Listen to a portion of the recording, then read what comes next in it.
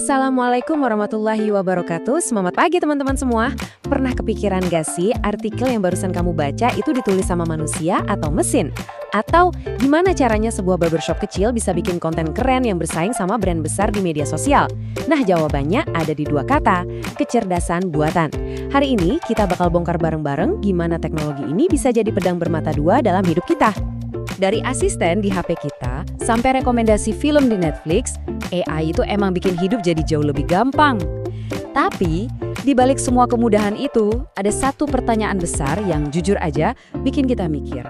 Kalau mesin udah bisa bikin gambar, suara, bahkan berita yang kelihatannya asli banget, gimana kita bisa percaya sama apa yang kita lihat dan dengar? Nah, ini dia nih dilema utama kita di zaman AI. Oke, buat ngebahas dilema ini, perjalanan kita bakal dibagi jadi 5 bagian. Pertama, kita lihat gimana AI itu bukan lagi masa depan, tapi udah jadi kenyataan sekarang. Terus, kita intip janji-janji keren yang ditawarin sebelum kita hadapi tantangan terbesarnya, masalah kebenaran. Abis itu kita cari solusinya bareng-bareng, dan terakhir kita cari tahu di mana sebetulnya posisi kita di tengah semua ini. Yuk kita mulai. Bagian 1, AI sebagai realitas baru. Lupakan dulu deh bayangan soal mobil terbang atau robot pelayan kayak di film-film. Kenyataannya, AI itu udah kerja diam-diam di sekitar kita. Dia ada di balik algoritma media sosial yang nentuin postingan apa yang kita lihat, sistem yang bantu bank buat mutusin pengajuan pinjaman, bahkan di aplikasi peta yang kita pakai tiap hari.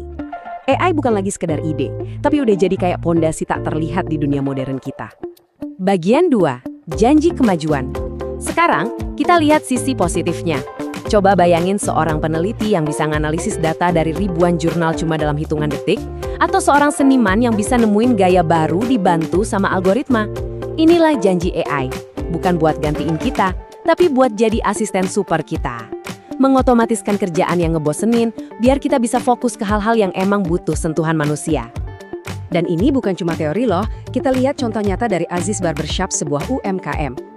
Daripada pusing mikirin caption Instagram tiap hari, mereka pakai AI buat bikin 3 ide postingan sekaligus. Satu yang lucu, satu yang informatif soal gaya rambut, dan satu lagi testimoni pelanggan. AI bahkan bantu nulis ceritanya.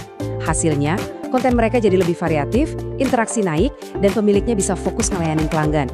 Ini bukti nyata banget kalau AI bisa jadi alat yang kuat buat siapa aja. Sekarang kita pindah ke dunia pendidikan. Bayangin ada seorang siswa yang agak kesulitan sama matematika. Daripada ketinggalan, AI bisa kasih dia latihan tambahan yang pas banget sama kesulitannya. Di sisi lain, gurunya nggak lagi tenggelam dalam tumpukan PR yang harus dikoreksi, karena AI udah bantu ngerjain. Ini bikin guru punya lebih banyak waktu buat ngelakuin hal yang paling penting, mendampingi dan ngasih inspirasi ke murid-muridnya. Keren kan? Tapi, kemampuan AI buat bikin konten yang luar biasa ini, ternyata juga jadi sisi gelapnya. Teknologi yang sama yang bantu Aziz Barbershop tadi bisa juga dipakai buat menciptakan kebohongan yang sangat meyakinkan. Nah, disinilah tantangan terbesar kita. Saat kita udah nggak bisa lagi bedain mana yang asli dan mana yang cuma tipuan mesin. Dan ini bukan ancaman masa depan loh. Seperti yang udah diperingatkan sama Kemkom Digi, deepfake itu udah beredar di Indonesia. Coba pikirin dampaknya. Video palsu seorang pejabat bisa memicu kerusuhan, atau rekaman suara palsu bisa menghancurkan reputasi seseorang dalam sekejap. Kalau kita udah mulai ragu sama semuanya, bukan cuma informasi yang terancam, tapi juga kepercayaan di antara kita sebagai masyarakat. Terus seberapa gampang kita tertipu? Sebuah studi dari Cornell University nemuin fakta yang jujur bikin merinding. Dari 10 artikel berita yang mungkin kita baca, 6 diantaranya bisa jadi ditulis oleh AI, dan kemungkinan besar kita nggak akan sadar. Angka 60% ini nunjukin kalau cuma ngandelin perasaan atau intuisi kita aja tuh nggak cukup buat ngelawan disinformasi canggih kayak gini. Jadi, gimana caranya biar kita jadi detektif digital yang lebih jago? Ada beberapa tanda bahaya yang bisa kita perhatikan. Pertama, waspada sama halusinasi. Ini istilah keren buat AI yang ngarang fakta tapi kedengarannya pede banget. Kedua, perhatiin tulisan yang kayaknya mulus tapi isinya kosong, nggak ada analisis mendalam. Ketiga, cek tanggalnya. AI seringkali nggak update sama kejadian terbaru.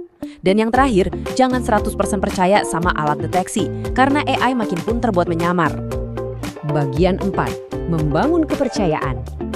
Oke, setelah lihat sisi gelapnya, jangan pesimis dulu.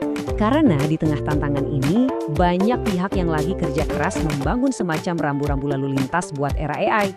Mulai dari ruang redaksi media sampai lembaga standar internasional, pertarungan untuk mengembalikan kepercayaan di dunia digital itu sedang berlangsung. Kekuatan pertama ada di tangan kita. Coba deh, jadiin ini kebiasaan baru sebelum pencet tombol share. Pertama, lihat sumbernya. Kredibel nggak? Kedua, cari tahu siapa penulisnya. Ketiga, baca dengan kritis. Isinya berat sebelah nggak? Keempat, pakai alat pengecek fakta online. Kelima, dan ini penting banget, jangan pernah baca dari satu sumber aja. Bandingkan. 6 langkah ini ibarat sabuk pengaman kita di jalan tol informasi. Sementara kita membekali diri kita, perusahaan juga mulai diatur. Bayangin deh, ISO 42001 ini kayak label SNI atau halal tapi buat produk AI. Ini adalah standar global yang maksa perusahaan buat transparan, mastiin data yang dipakai itu benar, dan mikirin risiko dari teknologi yang mereka buat.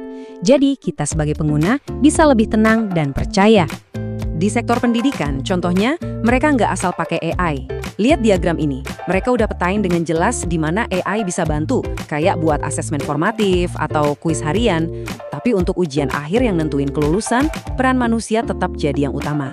Kerangka kerja kayak gini nih yang mastiin teknologi dipakai dengan bijak, bukan membabi buta.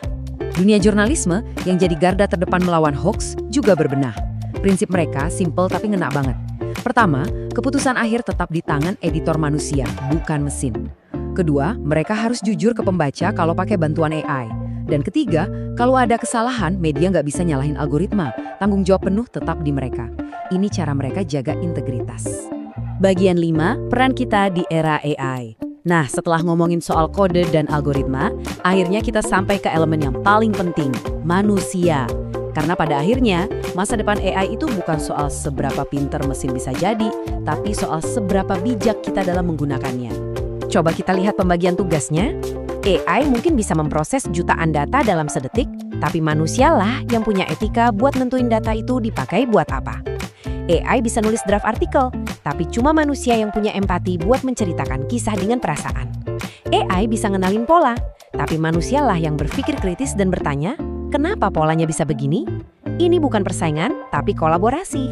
Jadi yang perlu kita ingat adalah ini, AI itu cuma alat, dia nggak punya niat baik atau jahat. Dia itu seperti palu di tangan kita. Apakah kita mau pakai palu itu untuk membangun rumah yang kokoh atau untuk menghancurkan sesuatu? Pilihan dan tanggung jawab itu 100% ada di pundak kita. Jadi, saya mau meninggalkan teman-teman dengan satu pertanyaan buat direnungkan. AI itu ibarat cermin. Dia akan memantulkan apapun yang kita kasih ke dia. Kebaikan kita, keburukan kita, bahkan prasangka kita. Jadi pertanyaannya bukan lagi seberapa canggih teknologinya, tapi seperti apa karakter kita. Sudah siapkah kita memastikan cermin itu memantulkan sisi terbaik dari kemanusiaan kita? Semangat pagi teman-teman semua, sampai jumpa di materi berikutnya. Assalamualaikum warahmatullahi wabarakatuh.